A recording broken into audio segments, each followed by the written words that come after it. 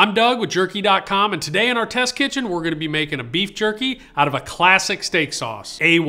All right, we're gonna start with 2 pounds of pre-sliced eye of round.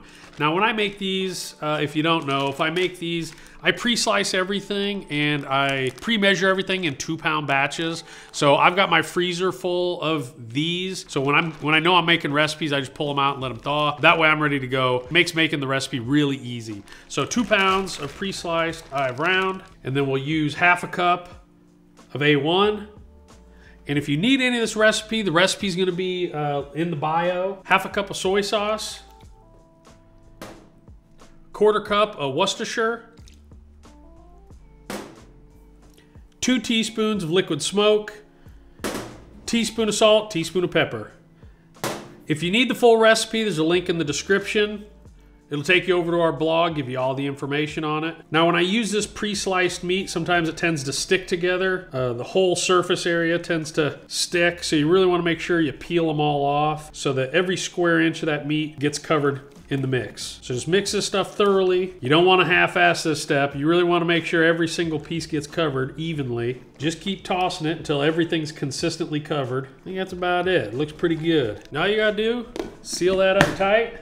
Then we're gonna throw that in the fridge for 24 to 48 hours. The longer you can put that in, the more of that flavor really soaks into that meat. All right, it's been about 37, 38 hours.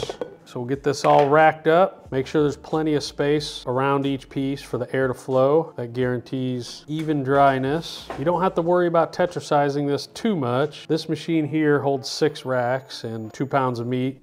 Beef is usually somewhere around 3 trays, so. All right, we're gonna turn it on. Set your time and temperature for your desired texture.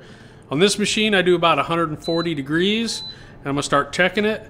About 4.5 hours. All right, it's been about 5 hours in the dehydrator. I think this is good. Honestly, I think it might be just a little overdone. Sometimes depending on the ingredients, you'll get a little bit of different texture.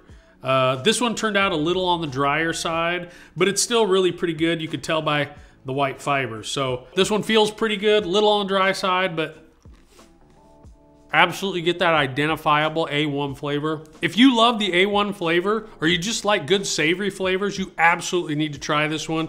Easy to make, and I guarantee you'll love it. If you have a good suggestion for an interesting jerky flavor, leave it down in the comments. Maybe we'll make your flavor as the next recipe in the test kitchen. If you enjoyed this video or got any sort of value out of it at all, make sure to like and subscribe to our channel. Well, that's a wrap on this one. I'll see you guys next time.